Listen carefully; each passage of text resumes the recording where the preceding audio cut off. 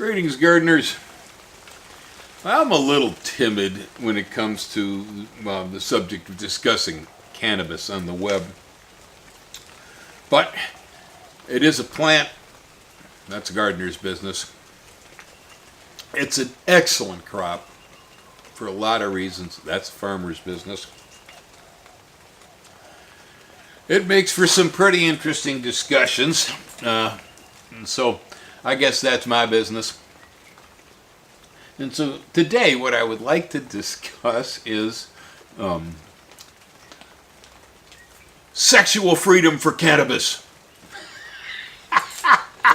The farmer's ability to take a seed from a plant, and put that seed back in the earth, and have it turn back into a similar plant again. That's the basis of all agriculture from the beginning of time. And it wasn't until this Terminator gene thing came up that there was ever anything other than that. And I see it as being morally repugnant.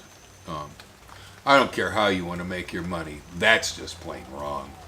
Well, luckily so far I haven't seen much work from GMO companies in the cannabis market, although I guess it's coming, isn't it?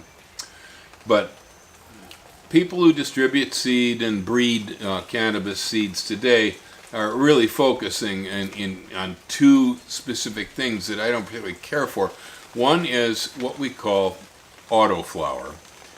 Autoflower is where they have taken the plant, whether it be sativa or indica or a hybrid of the two, and they cross it into Cannabis ruderalis. And Cannabis ruderalis is a northern Russian form of the plant that has no potency whatsoever, but it's day neutral.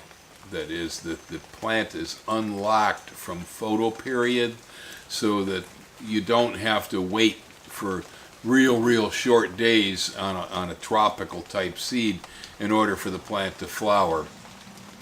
The ruderalis genes will cause the plant to just go ahead and flower automatically when it reaches a certain height and size.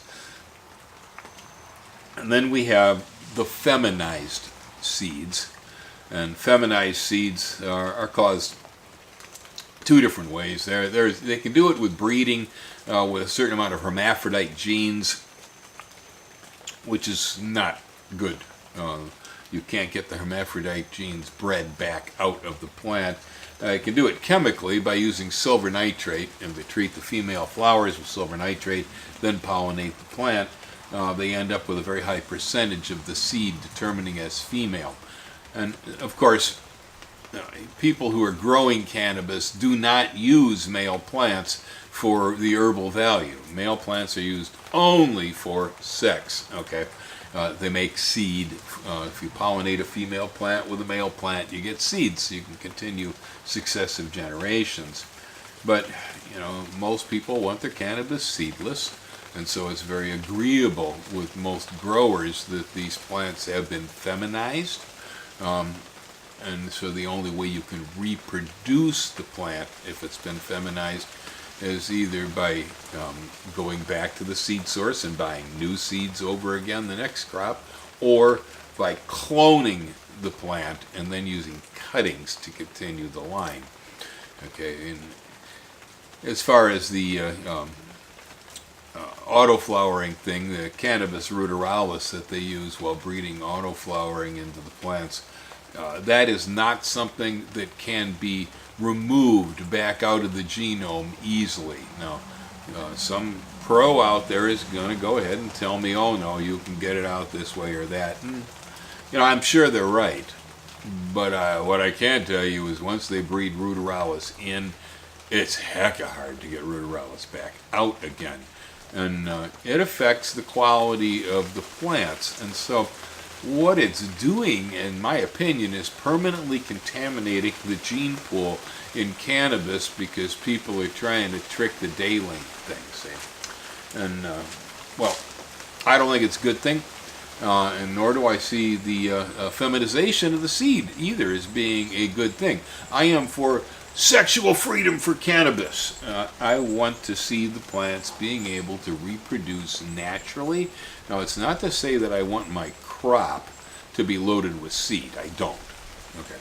But by using regular seed, when you get males, the males can be then isolated. Maybe they can be cloned, so you have small males that you can keep under long day lights to maintain vegetative growth. And then the female plants can be harvested in stages. So if you want seedless female, you can harvest off the top half or top 3/4 of the plant, then take the lower half, which is immature compared to the upper half due to light, and you can bring out your male and you can pollinate that bottom quarter of the plant so it can then produce seeds. Sexual freedom for cannabis. Now the only question I have about this is that with human beings we refer to it as free love, because human beings don't just have sex, human beings make love. My question is, do cannabis plants make love? Do they care about each other? Is there any attraction whatsoever, or is it just plain pollen drifting around, hitting female flowers and making seeds?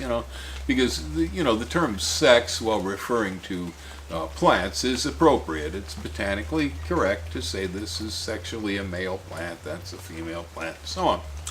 Or that a plant is sexually perfect, that it has both in the same flower, but we never talk about plants loving each other. So I leave you today with that question. Is there free love in cannabis?